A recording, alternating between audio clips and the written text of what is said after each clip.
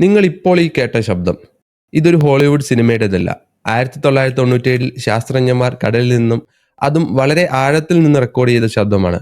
ഇതിനെ അവർ വിളിക്കുന്നത് ദ ബ്ലൂപ്പ് എന്നാണ്. എന്താണ് ഇതിന്റെ പ്രത്യേകത എന്നറിയാമോ? ഇത്രയും വലിയൊരു ശബ്ദം ഉണ്ടാക്കണമെങ്കിൽ ആ ജീവിക്ക് തിമിംഗലത്തെക്കാൾ 3 ഇരട്ടി വലിപ്പം ഉണ്ടായിരിക്കണം. ഭൂമിയിൽ ഇന്നേ വരെ ജീവിച്ചിരിക്കുന്ന ഒരു ജീവിക്കും ഇത്രയും വലിയ ശബ്ദം ഉണ്ടാക്കാൻ കഴിയില്ല.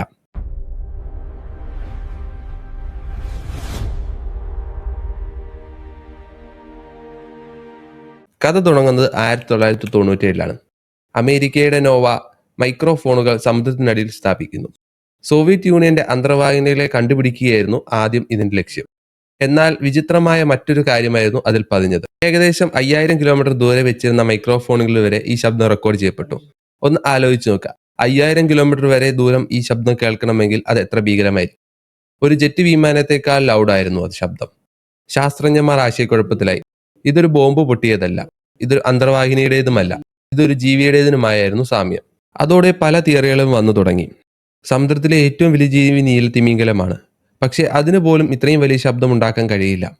ശാസ്ത്രത്തിന് പോലും അറിയാത്ത ഡിനോസറുകളുടെ കാലം മുതൽ സമുദ്രത്തിൽ ഒളിച്ചിരിക്കുന്ന ഏതോ ഒരു രാക്ഷസൻ. രസകരമായ കാര്യം എന്തെന്നാൽ പ്രശസ്ത എഴുത്തുകാരൻ HP ലവ്ക്രാഫ്റ്റ് എഴുതിയ കഥയിലെ തുലു എന്ന ഭീകരസത്വം ഉറങ്ങുന്നതിന് തൊട്ടടുത്തു നിന്നുമാണ് ഈ ശബ്ദം വന്നത്.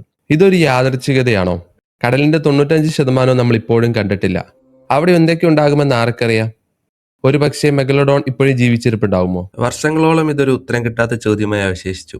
എന്നാൽ ശാസ്ത്രജ്ഞന്മാർ ഇതിനൊരു ഉത്തരം കണ്ടെത്തിയെന്ന് അവകാശം. അതൊരു ജീവിയല്ല, മറിച്ച് മഞ്ഞുപാളികളാണ്. അന്റാർട്ടിക്കയിലെ വലിയ മഞ്ഞുപാളികൾ ഇടിഞ്ഞു വീഴുമ്പോഴോ അല്ലെങ്കിൽ അത് സമുദ്രത്തിനടിയിലൂടെ അരസി നീങ്ങുമ്പോഴോ ഉണ്ടാകുന്ന ശബ്ദമാണ്. ഇതിനെ ഐസ്ക്വേക്ക് എന്നാണ് വിളിക്കുന്നത്. ഈ ശബ്ദത്തിന്റെ ഫ്രീക്വൻസിക്ക് മഞ്ഞുപാളികൾ പൊട്ടുന്ന ശബ്ദവുമായി മാച്ച് ആകുന്നുണ്ടെന്നാണ് നോവ പറയുന്നത്.